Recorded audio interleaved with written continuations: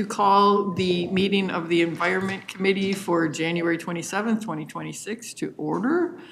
And we will begin with just pointing out the Dakota Land, Water, and People Acknowledgement per Chair Cedarberg's instructions. We do it once a quarter, and that was done at our last meeting, so I'm just bringing it to your attention. And then approval of the agenda. Is there any objection to the agenda as written? Then we have an agenda. Approval of the January 13th, 2026 Environment Committee meeting minutes. So moved. Second. So we've got a motion by Jenkins and a second by Lindstrom. Any discussion? All in favor say aye. Aye. We have unanimous minutes. Thank you. Then we move on to the consent agenda. One item. Do we have a motion? I make a motion. We have a motion from Councilmember Carter, A second second. from Jenkins. Well, you No. guys can arm wrestle. He verbalized it. Okay. It's his. Lindstrom has the second. All those in favor say aye. Aye. Opposed, nay. We have consent agenda. Thank you. Non-consent. First item up is 2026-25, adoption of the facility plan for Interceptor 8253-327 force main improvements. And I don't need to read the project number. Welcome. Thank you, Madam Chair.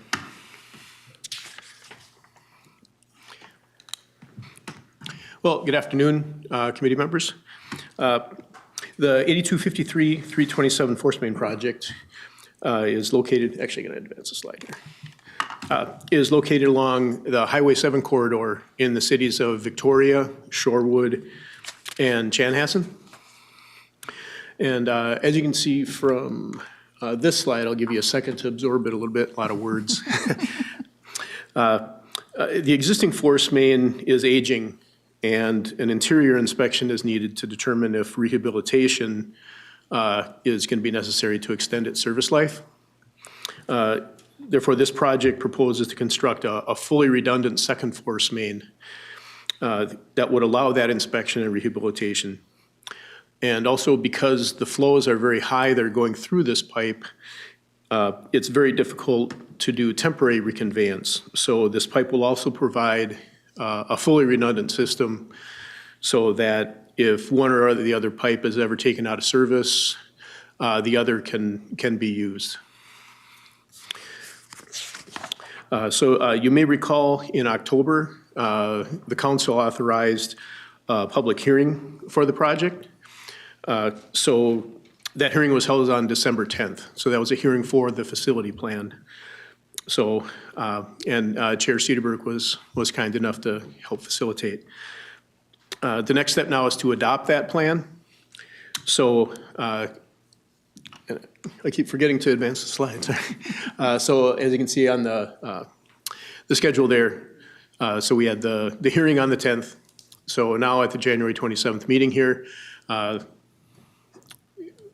the item is to adopt it, then after which it'll go to council, and then in March we will submit the facility plan to the MPCA for PFA funding. So at the hearing, we received one comment emailed to us prior to the hearing, and then we received one verbal comment at the hearing itself. So Mr. Hansen commented at the hearing itself, and long story short on his comment, which was very long, he essentially suggested that for the project we relocate lift station L21 to the Highway 7 corridor and then have the pipes for L21 run entirely within the Highway 7 corridor. So the resolution to that, you can kind of read it. This project doesn't require update or an upgrade of lift station L21. It's a redundancy project, not a capacity project. So we explained that to him. Comment number 2 was from Mr. Cornell, and he attended the open house and then submitted this comment afterward, and it was basically in support of our recommended alternative. So we just thanked him for that. So the proposed action for this evening is that the Met Council adopt the facility plan for the Interceptor 8253 327 improvements, Phase 2, ES project number 802806, per the attached resolution. 8026, I believe that'll have the 025 on the end of it. Mine, I believe it, it is on there, 8026, or Resolution 2026-2. So if anyone has any questions, I'd be happy to answer them. Yes, Councilmember Mr. Carter. Yeah, my question is, how many redundant force main setups do we have? Overall on the system? Yeah, I don't know, but it's something we're doing more and more now, just because with these large pipe diameters with large flows, it's very difficult to set up trucking or some other temporary means. So for these real high volume force mains, we're moving toward that. So if a contractor hits the pipe or if we have some other kind of outage, we can maintain service and obviously minimize any spilling. okay, thank you. Any other questions? Then we would be in need of a motion. To make a motion. A motion from Councilmember Carter and a second from Councilmember Lee. All in favor say aye. Aye. Opposed, say nay. We have approval. Thank you. All right, thank you. Next up would be the 2026-26 disposition of property at lift station L65 in South St. Paul. All right.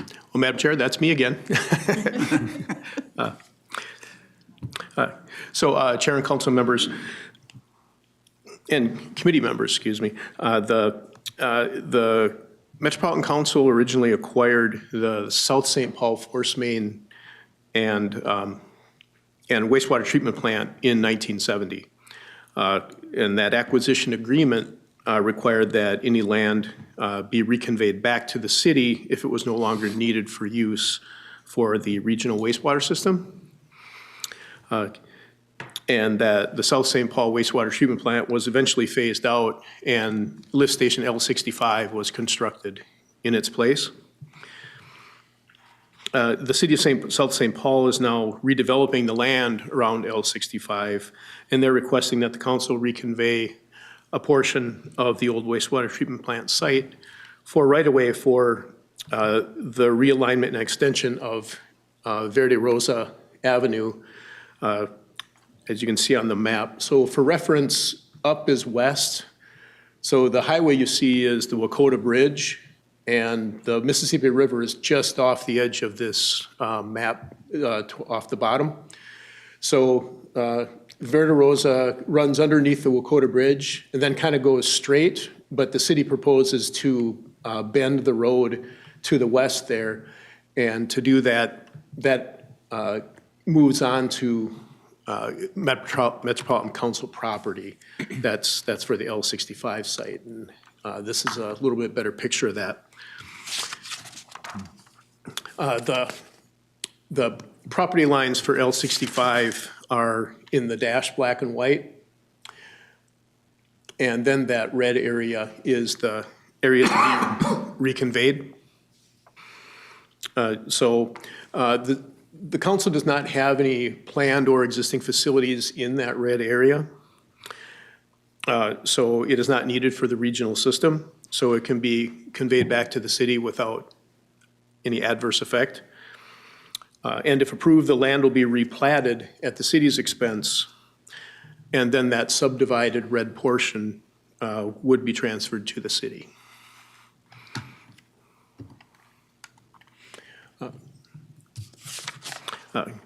So the proposed action is that the Metropolitan Council authorize the regional administrator to reconvey property that was part of the South St. Paul wastewater treatment plant site to the city of South St. Paul at no cost in accordance with the original acquisition agreement. And again, committee members, if there are any questions, I'd be happy to answer them. Thank you. Oh, we got lots of questions. So Councilmember Carter, I think you had your hand up first. Okay, my question is, when the land is reconveyed back, is there gonna be a payment? No, the terms of the original acquisition agreement are that if we no longer need it for the regional collection system, that the land reverts back to the city at no cost. Councilmember Jenkins. Yeah, if you could go back to slide 2, this is curiosity on my part, I'm sorry, the next one, on ours it shows it is 2. Oh, sorry. That's okay. This is a curiosity on my part. Why the odd line of the section of the land that we're conveying? It doesn't seem to follow the lines, and just curious. Oh, sure, why not just lop it off at a right angle? Yeah. Yeah, so getting back to this, you can see how the road makes that kind of S-curve. So we're just following so many So- feet off of the road? Yeah, if you look real closely at the photo, there's a light blue dashed line. And that legend's really difficult to read, I apologize for that.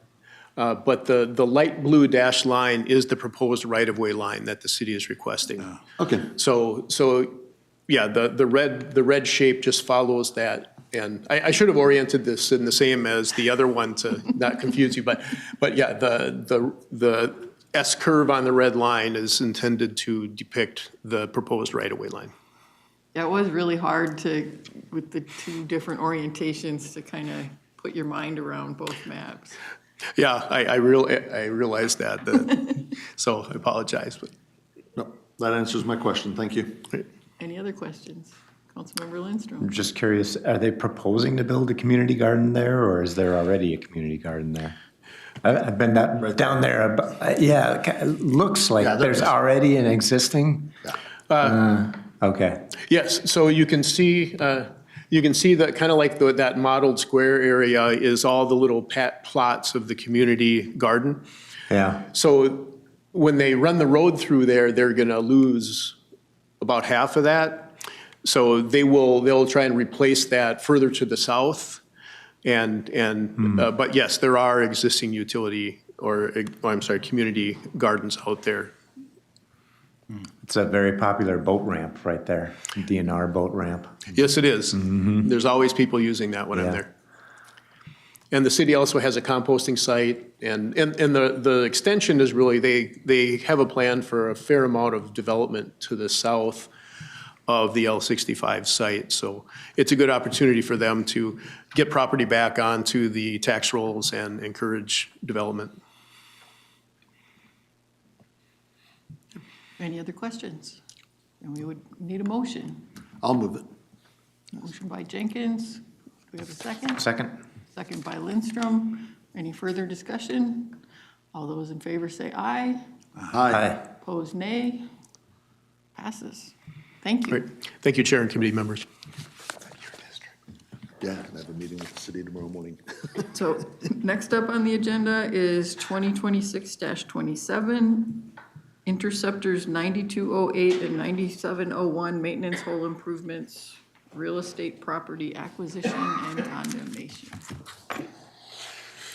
Well, Welcome. council members, excuse me, my name is Jeff Schwartz. I'm a project manager for environmental services, and I'm here to present business item 2026-27, Interceptors 9208 and 9701, maintenance hole improvements, real estate property acquisition and condemnation. The project here includes 2 interceptors that are existing, 9208 in Rosemont and Empire, shown here, and a second interceptor, 9701, that's located in Cottage Grove, shown here. These are both existing interceptors. They were installed 15 to 17 years ago, I believe, and they have buried manholes along the, pretty much all of them, about 100 manholes on each interceptor, I should say total for both interceptors, and we need to get access to those now. So our project scope we're proposing is to excavate and expose the buried manholes. Then once we get them exposed, we'll build them up to the ground surface so we're able to access them. During this project, we'd clean and provide maintenance hole inspections, and also that would provide future access for interceptor inspections. Part of the bringing the manholes to grade is installing new risers and rings, gasket material and frames, that type of thing. And then also putting bollards and flaggings to protect the maintenance holes once they are exposed. When we're all done with that, we would restore disturbed surfaces. The proposed action is for the Metropolitan Council to adopt Resolution 2026-3, authorizing the acquisition and condemnation of real estate property for Interceptor 9206, 9701, maintenance holes improvements, ES project number 809517. Before I close here, I think I was thinking of a question as I was talking about this. And one of the things I wanted to point out on both of these projects, when they're installed, much of this land was farmland and undeveloped. And so the interceptors were built purposely to have them buried under the ground so farming could continue. And so as the years have gone by, the areas are getting developed. We're starting to lose our access to these areas, and we're planning ahead. As you can see on these drawings, the development is creeping on both sides, and these are old maps. So we're trying to get these up. The facilities are they're getting old, and they need to be looked at and inspected. And in case there are repairs needed, we need to have that access to get there without having to bring equipment in to dig a hole and find the buried manholes. Any questions? Learn something new every day. I didn't realize we buried them under farmland to dig up later. Councilmember Jenkins. Thank you, Chair. On the Rosemount section, is L75, is that also part of the intergovernmental agreement we did with them earlier, or I should say later last year? Because I think, are they doing some road work around L75 coming up? And I know there's development there. I'm not really sure about the intergovernmental agreement. It was a roundabout. If it is, it doesn't really affect this project. Okay, I didn't know if this was in the roadway and part of it. Go ahead. Yeah. You got phone a friend. Yeah, Madam Chair, my name is Chris Remus, Assistant Manager in Interceptor Engineering. And yeah, that is the roundabout, and that is, I believe, Bon Air, so a little across the road northeast of this area, more by kind of where the new Lifetime Fitness is in. I think that's Akron or Bon Air. I'm trying to remember my streets there, but north of County Road 42. Be that But area. this isn't going to have to wait for that road construction? No, it would be, Madam Chair, Council Member, that would be in a different area of the Okay. community. Yep. Thank you. Okay, thank you. And I'd like to add all of the areas the manholes are in green spaces, so there's none on the road. So None we're at not all. buried under the road. Everything's in the ditch or in the field next to the ditch. Okay, great. Thank you. Any other questions? Then we would need a motion. So moved. Second. Motion from Councilmember Jenkins, second from Councilmember Carter. Any further discussion? All in favor say aye. Aye. Opposed, Aye. nay. Motion passes. Thank you. Thank you. Okay. That takes care of our non-consent business. And we have one information item, Sacred Water Shared Future 2026 Mississippi Water Campaign. We have a whole bunch of people to present for this one.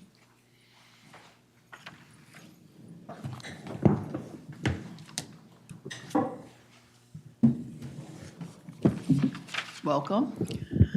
Good afternoon, Madam Chair, council members. Thank you for having us this afternoon.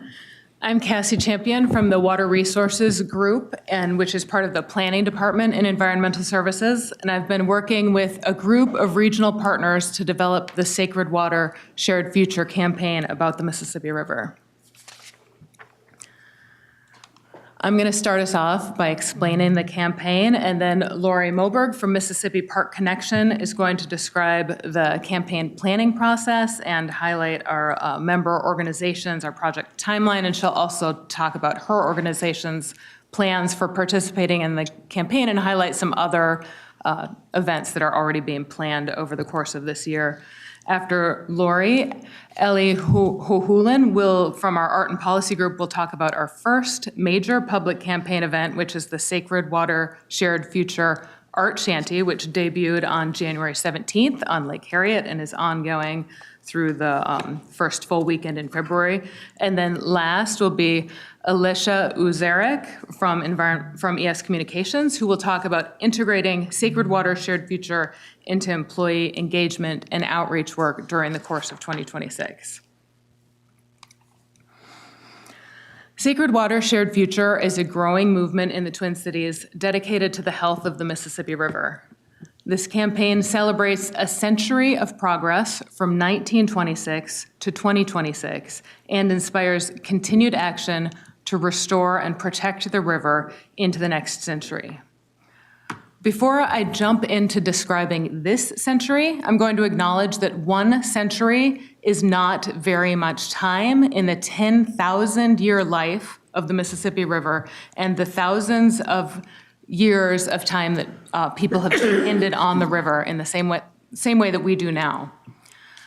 The population growth that happened in this region from about 1860 to 1900 was unprecedented in the history of the river and its people, and the effect on the aquatic ecosystem was devastating. 1926 was the first water quality survey of the Mississippi River in the Twin Cities, and unfortunately for the river and for local residents, the study confirmed what everyone had already suspected, that the Mississippi River was essentially dead. And the primary cause was raw human sewage flowing directly into the Mississippi River. 1926 was an inflection point in the relationship between Minneapolis and St. Paul and the Mississippi River.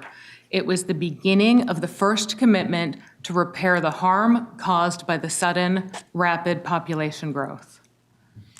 In 2026, we have a unique opportunity to commemorate that original commitment and to renew regional commitment so that the Mississippi River will be loved by current Twin Cities residents and all future generations. I'm going to describe the results of the 1926 Water Quality Survey, but first I'm going to set the stage a little bit by describing the history of regional population growth, history of cesspools and sewers, and the history of commerce.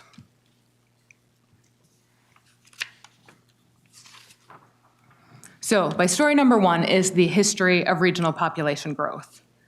This painting that you see was made in 1846 when the Mississippi River was a wild and free-flowing river and the human population in the region was very well distributed. This painting shows Bedote, which is the confluence of the Mississippi River with the Minnesota River, just a little bit upstream from here. Bedote is the Dakota word for confluence, and the Dakota name for the Mississippi River is Wakpatanka. The name that we use, Mississippi, is closer to the Ojibwe word, which is Mississippi. Starting around 1860, regional population began to grow in an ecologically unprecedented way. This is a diagram of population growth in Minneapolis, and this is only in Minneapolis. Okay, there's also St. Paul, several other population hubs. The regional population was growing like crazy. More and more and more and more people were living very close together, doing what people always do. So now I'm moving on to my number 2 story, the history of sewers. And yes, that was 3 poop jokes in 2 sentences. I'm pretty proud of that. I'm going to read you a small excerpt from an 1877 editorial from the Minneapolis Tribune. It is a well-settled fact among scientists that all other provisions for the health and comfort of a city are subordinate to the one vital desideratum of adequate sewerage. You can see the title of the editorial, The Invitation to Death. These writers understood the public health crisis caused by exposure to human sewage. And by 1900, there were more than 120 miles of sewer carrying wastewater from homes and businesses directly to the Mississippi River. The sewer pictured here is Minneapolis at the Lake Street Bridge, and it was taken in 1928. And the sewers made the city safer for people by removing much of the public health threat from direct exposure to raw sewage, and a good, reliable spring flood washed away much of the sewage and carried it downstream. Leading me to my third and final story, which is the history of commerce. The growing cities of Minneapolis and St. Paul needed a reliable way to get goods in and out of the area. And the Mississippi River is still an important corridor for Midwestern agricultural products to get out into the wider world. To accommodate this shipping traffic, in 1917, the first lock and dam was built on the Mississippi River, holding in place the water and the sewage. So this abrupt change from a free-flowing river to a series of still stepped pools is really the final element in my story about the death of the Mississippi River. This is a still photo that I captured out of some 1933 film taken of the Mississippi River in the Twin Cities. The short quotes that you read are from the 1933 Metropolitan Drainage Commission report. These are the words of scientists and engineers doing their best to objectively describe the conditions at the time.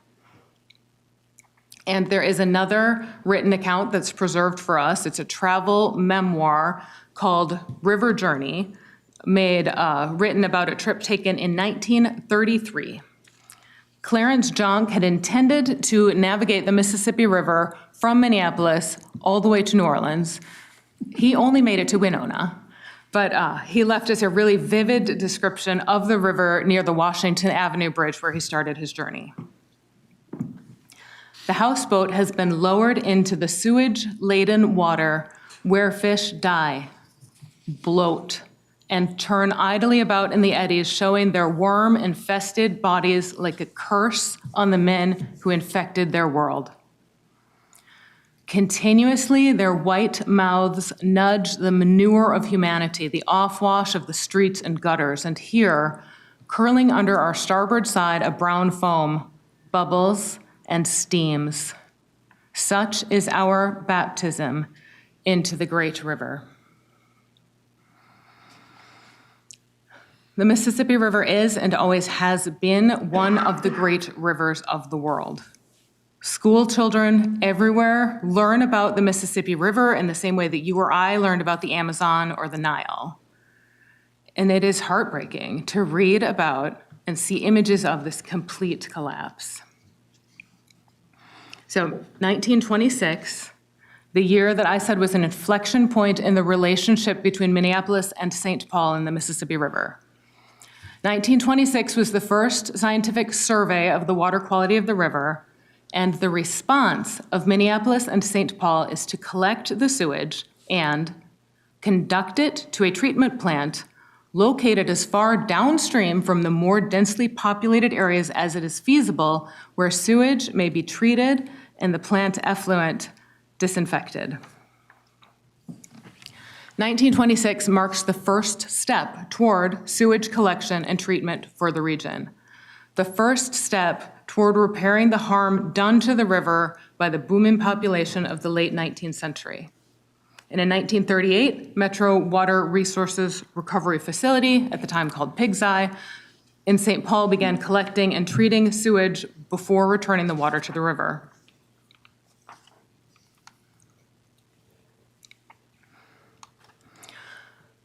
Current ES water monitoring work dates back to that 1926 study. Since 1926, we've expanded our river and stream monitoring network to understand both point and non-point source pollution dynamics in the region's waters.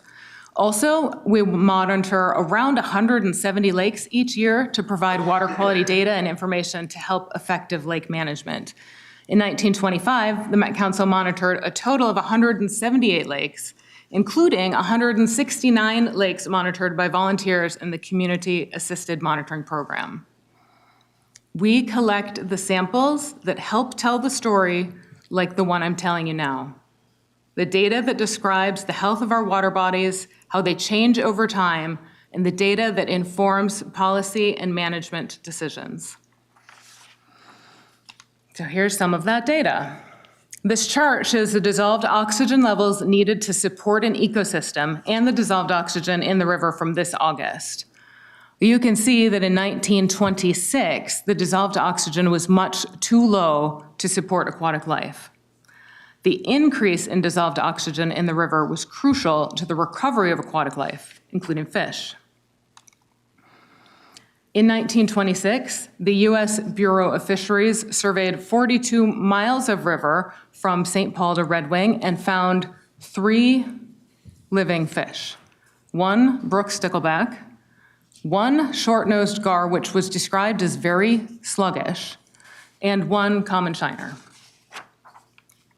Met Council, we don't sample for fish, so this 2016 data I took from the Pollution Control Agency website, and I did my best to match sampling locations, and of course sampling methods have changed over the ensuing 90 years, but what we see here is there were 3 fish in 1926, and in 2016 there were 2,597 fish collected in the same stretch of river. The fishery is greatly improved, and that has brought about the return of eagles, pelicans, swans. The river is popular for fishing, boating, kayaking, hiking. The 72-mile river corridor through the Twin Cities has been a national park since 1988. Our region embraces its beautiful river so much that this history of ecological peril is generally lost. When I ask people, is the river cleaner now than it was 100 years ago? Typically, I get the answer that the river's dirtier now than it ever has been. And that is simply not true. The 1926 Water Quality Survey and all of the descriptive documentation before and after tell us the story of the death of one of the planet's great rivers. 1926 was an inflection point in the relationship between Minneapolis and St. Paul and the Mississippi River. Sacred Water Shared Future will create a new inflection point in that relationship. Now I'm going to introduce Lori Moberg, who's the communication manager for Mississippi Park Connection, and she will describe the campaign planning process and Park Connection's plans for 2026. Good afternoon, Chair Wolf and committee members. As Cassie said, my name is Lori Moberg, and I'm the communications manager for the Mississippi Park Connection. Mississippi Park Connection is the official nonprofit partner to the Mississippi National River and Recreation Area, a unit of the National Park Service. The National Park is a 72-mile stretch of the Mississippi River running from Dayton and Ramsey to Hastings, winding through the heart of the Twin Cities, and including the very area that was studied in that 1926 water quality study. Established in 1988, the park stands as evidence of the incredible work that was done to improve the water quality before that time, and it represents an ongoing commitment to protect and honor this river as part of the national park system. Since the start of the Sacred Water Shared Future campaign, Mississippi Park Connection and the National Park Service have served on the leadership team. Sacred Water Shared Future is not only honors the past, present, and shapes the future, including our commitments to the river, but is also demonstrating and celebrating building connections among organizations who care about this river. On this slide, you can see our leadership team on the left, organizations that have met regularly, at least monthly, to guide this campaign, and our steering committee on the right, which is a larger set of organizations which bring broader feedback, resources, perspective, and who also participate in training opportunities with all of us. As you look at this list, you can see that there are partners from a variety of public and nonprofit organizations across the Twin Cities and the metro area and across the river, who are all committed to this campaign and to the river. The campaign began in 2021 with a shared exploration and feasibility and development of a project charter. With that foundation, partners raised funds and in 2023-24 engaged a design team to create the campaign's name, theme, visual identity, and brand materials, including the logo you see on the screen. In 2025, we hired a website design firm and launched our website, which now serves as a central planning hub for information and an information sharing space so people can get involved in activities throughout the year and share their own with a broad and engaged audience. 2026 is the campaign year, when work across partner organizations comes fully to life through events, activities, storytelling, and stewardship. In 2027, partners will reflect on what we've learned and explore where this shared movement goes from here.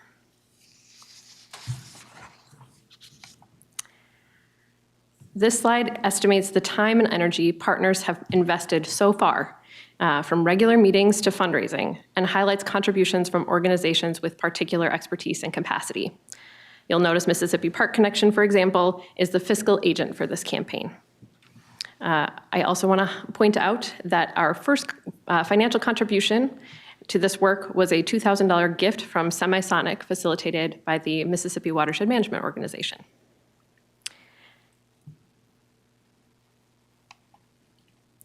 As the National Parks official nonprofit partner, Mississippi Park Connection brings deep experience and a clear mission that aligns with this campaign. We strengthen the national park and on the river through partnership, stewardship, and community support that helps both thrive. Our vision is a vibrant national park where all people feel a sense of belonging and connection. This aspiration to connect the disconnected feels particularly poignant in light of current events, and it also aligns directly with Sacred Water's shared future as we invite broad participation and reflection about the river's role in all our lives. Throughout 2026, Mississippi Park Connection is hosting and supporting a range of activities that tie directly to the campaign's goals. You'll see several of them on the screen, and I'm just going to highlight a few. So we are participating in the Plastic Free Challenge throughout February, a multi-county effort to reduce single-use plastics, and our effort focuses on education about how plastics enter the river system. Earth Day and National Park Week activities will center on river cleanup and include celebrating the Mississippi's ecological recovery. Float Fest in July welcomes new paddlers, especially Title I families, to the river, providing access, celebration, and education opportunities. We're hosting public tours of our adaptive silviculture for climate change plots at Crosby Farm Regional Park for the first time, focused on forest and river ecosystem resilience, environmental justice, and the value of healthy ecosystems for healthy communities. And throughout the year, we have habitat restoration and volunteer activities where people engage directly in stewardship for the river. These examples represent just a portion of what Mississippi Park Connection will contribute this year, and we are only one of many organizations who will be hosting and developing events and activities to support this collective campaign. Before you go to the next slide, what is silviculture? It is the art and science of forest management. So the adaptive silviculture plots are for climate change. They are bringing in trees from other growing zones to see how they work to fill the canopy in areas that are changing in the floodplain forest. Thank you. So this is an example of many of the partners who are creating events. Again, this is just a sample, and I'll highlight a few here. Across the region, partners are bringing Sacred Water Shared Future to life in ways that blend art, science, story, and action. For example, Mississippi Watershed Management Organization is leading a year of art, science, and story, including the Elm Tree Story booth being hosted at their site, where people can record personal stories about their relationship to water. At the State Fair, the Eco Experience building will feature a Mississippi River theme, creating a high visibility opportunity to connect hundreds of thousands of people to the river's past, present, and future.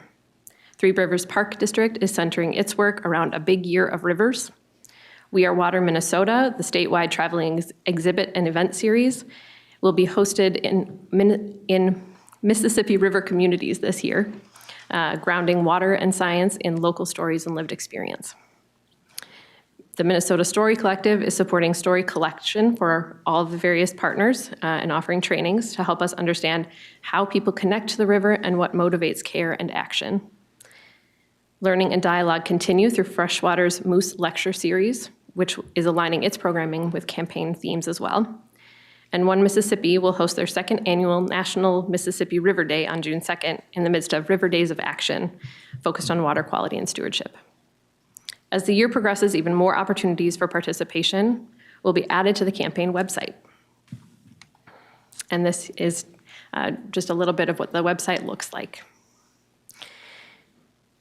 Sacred Water Shared Future is about community, storytelling, education, and conservation. It honors the Mississippi's sacredness, resilience, and central place in our region's story.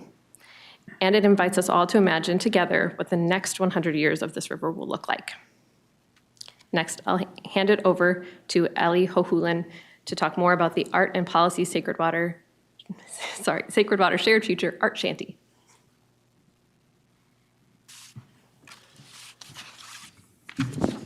Thank you, Chair, committee members. Great to be here today. I'm going to share a little bit about the Sacred Water Shared Future Art Shanty. This is a project that we have been working on for a little bit, but kicked off this month. So we're really very timely to be here sharing this.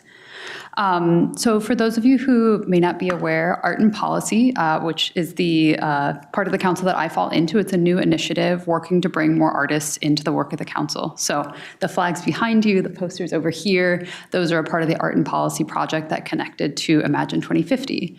As this program continues, we're working to find other ways to bring artists into the work of the council. And one really great way to do that was the Sacred Water Shared Future campaign.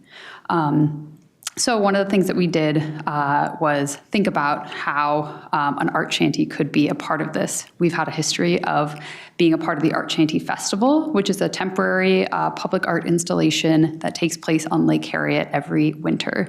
Maybe you've attended before, maybe you've seen it or seen photos of it. It's a really unique setup, very Minnesotan, because it is something that can only happen on a frozen lake where there typically are not things unless there are maybe ice fishing houses, and so this is very inspired by it.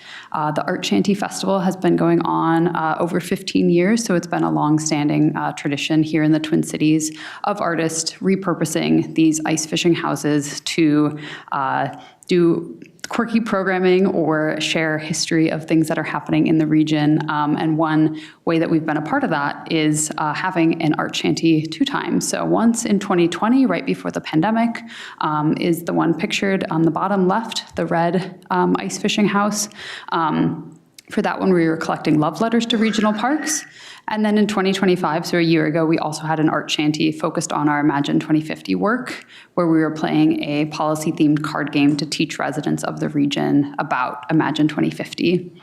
Both of those had really great responses, and the Art Shanty Festival usually attracts about 50,000 people throughout the year, so it's a really largely attended event. So as we looked to figure out ways to kind of celebrate Sacred Water Shared Future and kick off this year of work, the Art Shanty felt like a really natural one to do that. So I'm going to read kind of what our overview is of this project. So again, turning to this question that Cassie proposed of, is the Mississippi cleaner than it was 100 years ago? So in 1926, the river was effectively dead. A water study found only 3 living fish in the region's about 50 miles of river. 100 years later, we stand on B'day Umah to celebrate the impact of the Mississippi and the collective action and continued commitment to protect and restore. Enter our immersive river world to share what the Mississippi means to you. Repopulate the water with your own fish and learn more about the history of this vital waterway. So that is what people see when they are approaching our art shanty. It's on one of our little mailboxes that share what they're expecting when they walk up.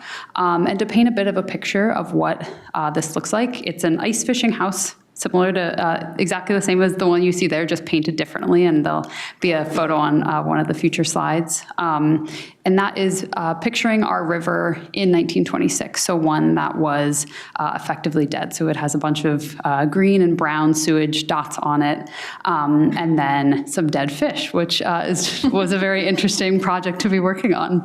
And then inside, as we illustrate here, we want to have our current river. So it's our present day.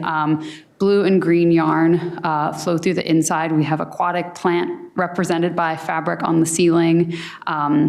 We have mussels with facts about the river, and then we do have a video of the river in 1926, which people have been really excited about. So as I mentioned before, this kicked off January 17th, and we've had just really great responses to this, and specifically to asking people what the Mississippi River means to them. That is the prompt when people come in. We give them one of these blank fishes. As you see pictured here, we have 6 different examples of freshwater fishes that exist currently in the Mississippi River in our region. Folks can write, draw, color what the Mississippi River means to them. And then we have council staff there present to engage with them and folks from other organizations like Lori, and getting to talk about what the Mississippi means to them and sharing this history. People have been shocked walking in to hear that there are only 3 fish found in the span of the river in 1926, and it's been really fun to ask people of all ages, especially kids, do you think the river is cleaner 100 years ago or today? And as Cassie said too, I would say 90% say that 100 years ago it was cleaner. So getting to share that in a really public-facing event has been a really great opportunity, and we wanted to give you all a small chance to contribute today. We have the festival coming up again this weekend, and we always like to start with a few hanging on the wall so people can get a sense for that. So I'm going to pass a few of these out and give folks a minute to write what the Mississippi means to them. For folks in the audience, there are some outside too, so feel free to do it on your way out too. So I'm just going to walk these around. So much pressure. I have pencils if anyone needs one. I think the 2 fish we have are the blue sucker and the bighorn buffalo. So just take a minute or 2. If you need a pencil, let me know. Thank you. I could use a pencil. Yeah, thanks.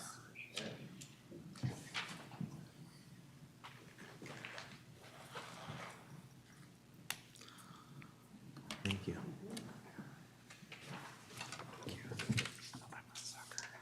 Thank you.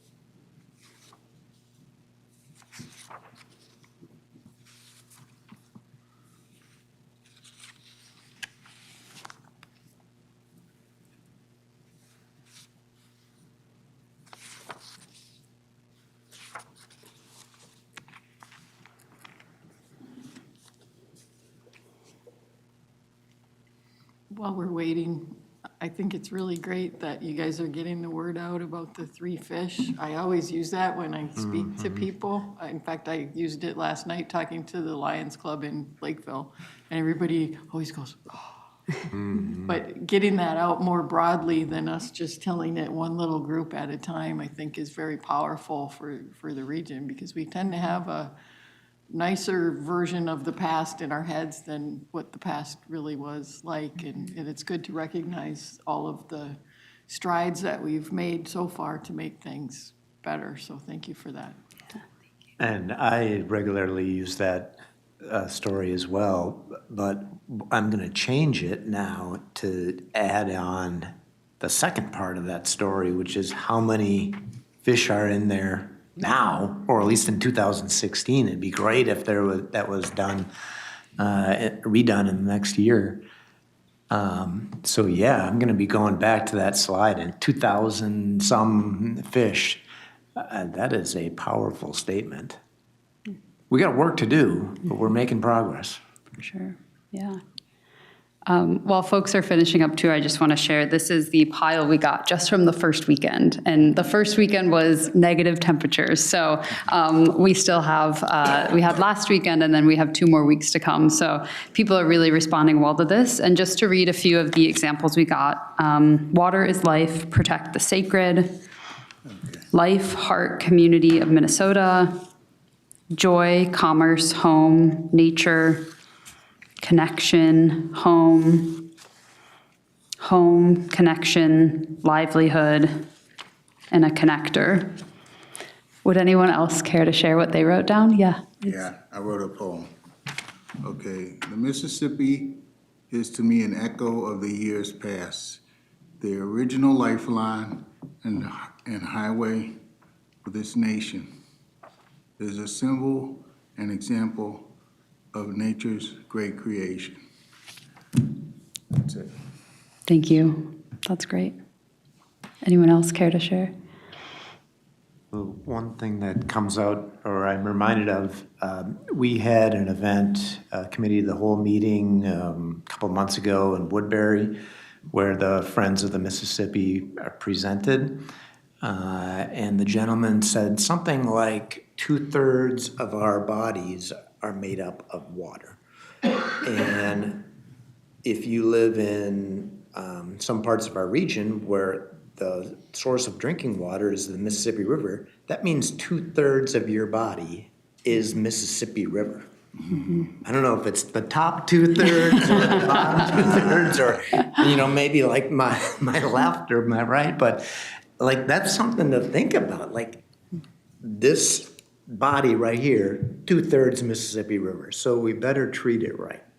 For sure. Yeah, that's a great thing to share. And I think we've been hearing responses like that about how water connects all of us, but then also is a part of us. So yeah, that's beautiful. I'll collect all of yours after we wrap up, but just a few final things I want to share related to the art shanty projects.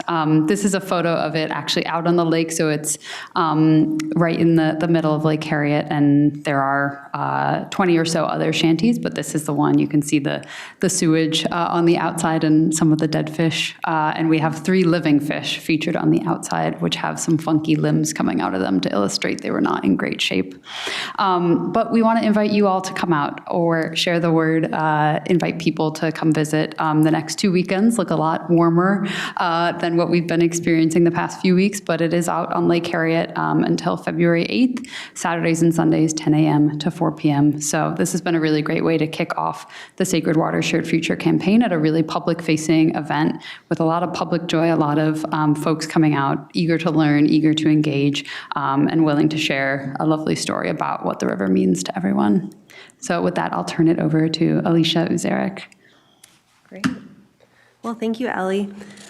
Chair, council members, my name is Alicia Uzarek, and I'm the Senior Outreach Coordinator with Environmental Services. This is my first meeting with you all. I've been here since April, so happy to be here. I will share an overview of how Environmental Services is working to integrate the Sacred Water Shared Future movement into our outreach work this year. So, as Cassie mentioned, the Environmental Services Division story is integral to the comeback of the Mississippi River. A major factor, of course, in the change of water quality in the Mississippi River between 1926 and today is, of course, the Metropolitan Water Resource Recovery Facility, which opened in 1938. The environmental and public health benefits were and continue to be immense. So the work we do every day and have been doing every day since 1938 is imperative to keeping our Mississippi River healthy. So as we're out talking to the community this year, we will be sharing that high quality water is essential for a healthy environment, thriving economy, and public health. We'll share that regional collaboration works, that infrastructure is long-lasting community service, and that we're building on a century of success to create sustainable communities. You'll hear these from our staff and then also at the State of the Region coming up. So now, how we are working to integrate the Sacred Water Shared Future movement into our outreach work this year. We are thinking about our outreach tools, staff engagement and pride, and collaboration with partners and other divisions. So here you can see some of our new outreach tools for this year. First, in the upper left-hand corner is the Sacred Water Shared Future 1-minute video. This explains what the movement is. This was put together by our central communications team in collaboration with environmental services staff. This is on our Met Council YouTube channel. It's on the Sacred Water Shared Future website on the About page. It can be used by us and other partners on social media, at events, and in other ways throughout the year. It's also on our learning kiosk, which I'll talk a little bit about in a minute, but that's out in the lobby here today for you to check out. We have also put together Mississippi River story flags. These each tell a different story, or a different piece of the story. The first flag, which you can see on the right side here, they kind of look like wavy water there, is all about how people of tribal nations lived in harmony with the Mississippi River, or Haha-Wakpa, for a long time before it became polluted by settler colonialism, and that people of tribal nations continue to care for our water today. The second flag is all about population growth and how that happened without adequate sewer infrastructure and damaged our water quality. So the flag highlights the 1926 water survey. The third flag is all about how collaboration helped create our metro facility. And the fourth flag is how we work together every day to build a sustainable future with clean water for future generations. So these flags will be used at events throughout the year and beyond, and likely at our partnership exhibits. Also pictured here, you can see the grandma next to the river. We are working with Hamline University on a children's book, which should be available in June or July. The story will be about a 100-year-old grandma that's celebrating her birthday. And she's telling the story of how the Mississippi River has changed throughout her lifetime and has been impacted by water infrastructure. So one way that we are planning to use this is that it will be distributed at the Mississippi River Institute, which is an event that we host at the Metro facility every July, where educators come and learn about our wastewater curriculum. Let's see. On the bottom left corner there, you'll see our interactive learning kiosks. So we have sponsored, Environmental Services has sponsored Hamlin's interactive learning kiosk for 2026. There will be 10 kiosks placed at public locations throughout the Twin Cities Metro throughout the year, and they'll help tell the story of how the work Environmental Services does helps create clean water for future generations. It will also talk about, they also talk about Sacred Water Shared Future and the movement, and more.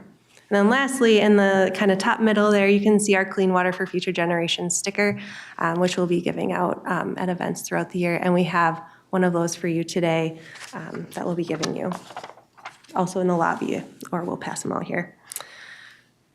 Okay, so we've also tailored our existing outreach tools, which many of them are also out in the lobby if you have a moment after the meeting to check out.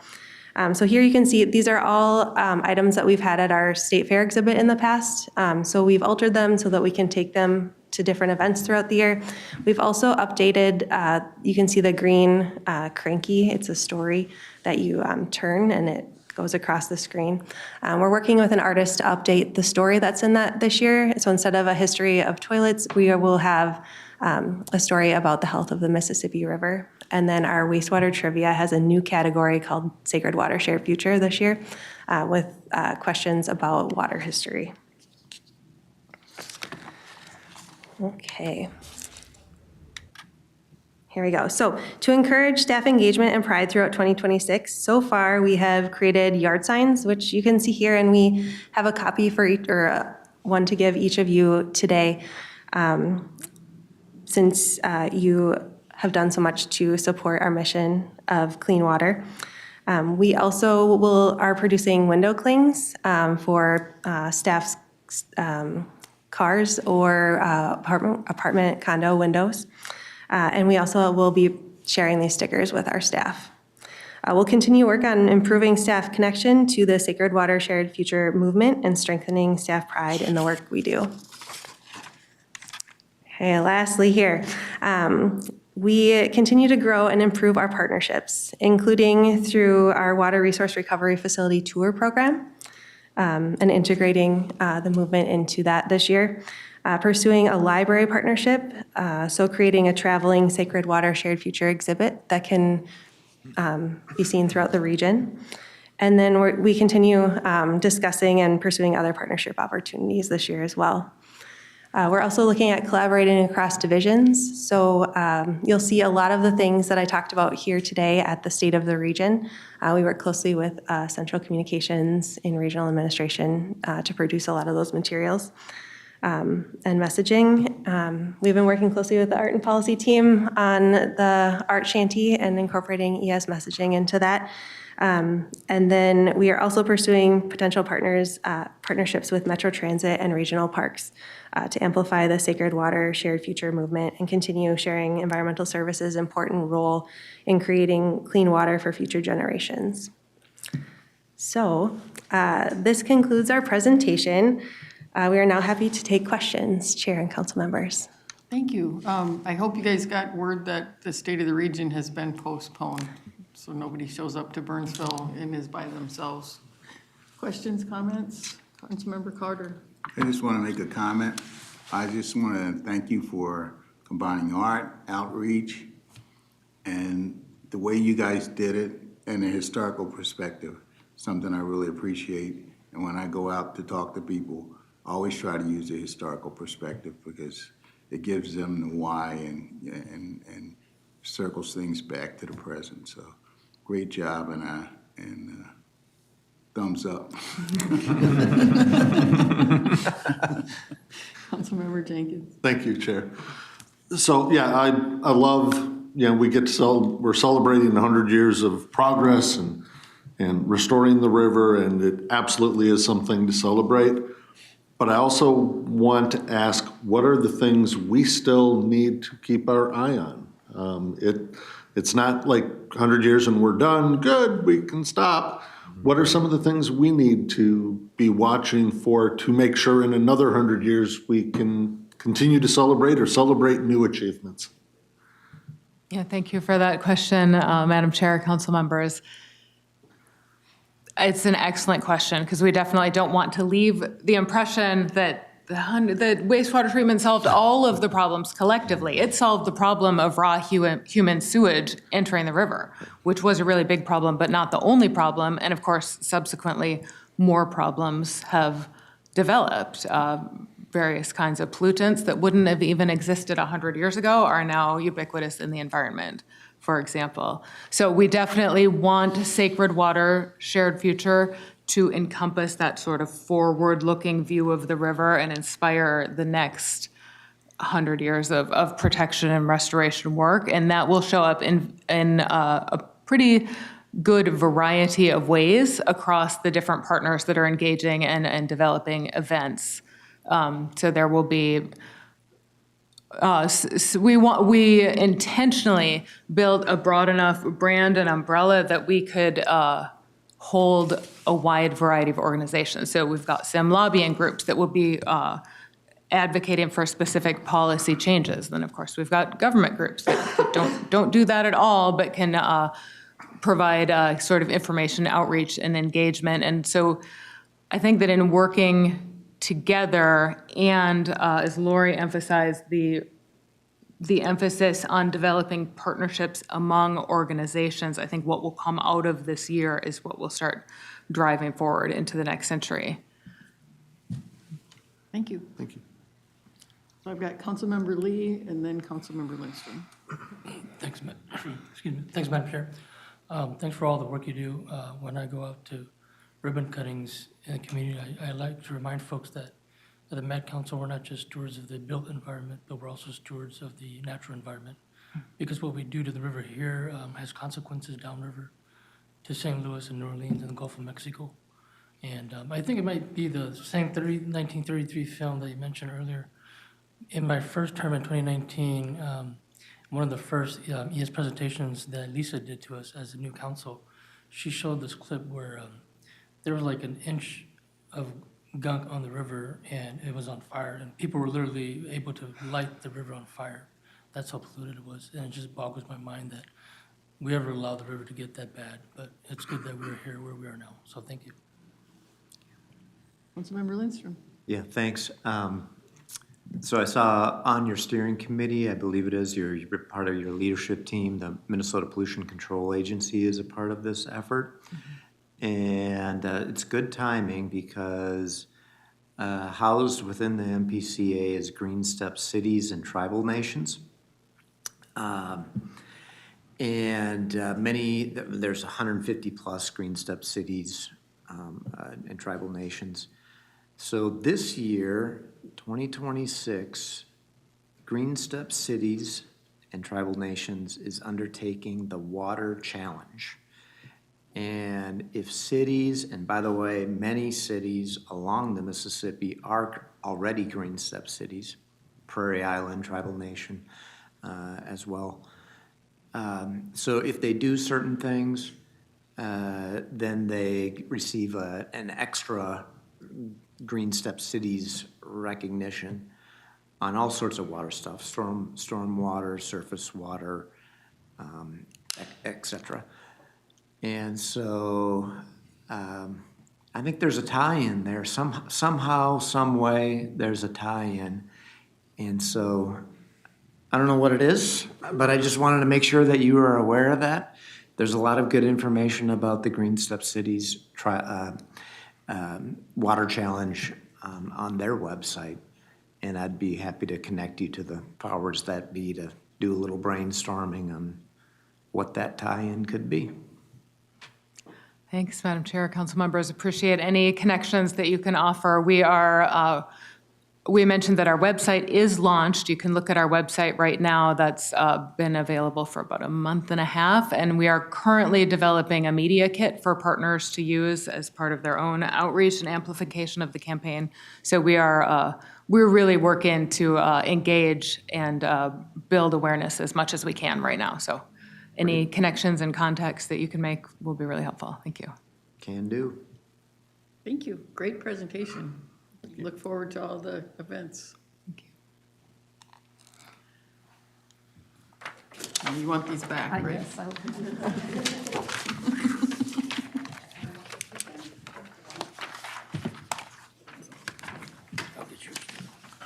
Great job. Thank you. Oh, yeah, my pencil, or your pencil, I should say. Oh, no pencil stealing. You gotta give them back. Okay, so that's all of our regular items. I don't have any reports. Council members, do you have any reports? Pretend general manager, do you have? I'm a pretend general man. I do have a little something. Lisa is out sick this afternoon, so we hope she's recovering and getting better. I did want to share on her behalf a little message with the support of the division leadership team as well. We want to acknowledge the weight our region is carrying right now and the ongoing enforcement activities across the Twin Cities region and how they impact certainly beyond the Twin Cities, even nationally or internationally, and the heightened anxiety and logistical challenges that our staff are experiencing and the deeply personal impacts to them, and many others, of course. These effects deeply impact us. They affect our neighborhoods, our households, and they even affect our workplace. Our staff may have concerns, very real concerns regarding travel and safety with their commutes. For many, the simple act of driving to work has become a source of stress, and we're aware of that and working with them. Some of our team members also serve in the National Guard. We're not aware of any activations, but it's on their minds. Beyond work, our staff, and these are anecdotes I've heard, are supporting their neighbors, their at-risk neighbors, with grocery deliveries, school drop-offs, for families that currently feel they are unable to leave their homes. And then inside our facilities, we come to work and we are witnessing the best in our people. Staff are sharing their struggles with each other and providing emotional support so that no one carries the burden alone with the different concerns they have. Through these challenges, our amazing people continue to provide the high-level environmental services that we just saw an example of, protecting public health and planning with our partners to protect the environment. We're blessed with the people in our division, and the leadership team extends our gratitude and support for what they do every day. And then lastly, we recognize that some of the community members we serve may not be able to engage with our public processes as they normally would at this time. We don't have any specific examples of that now, but we're just trying to be aware of that and planful. And we're committed to remaining flexible and understanding in how we reach out and doing our outreach and operations as best we can. So thank you for hearing that. And then also a reminder, I was told to add that we're going to do some photos in the lobby with the Clean Water for Future Generations sign with our council members. So thank you. Okay, thank you. With no further business, this meeting is adjourned.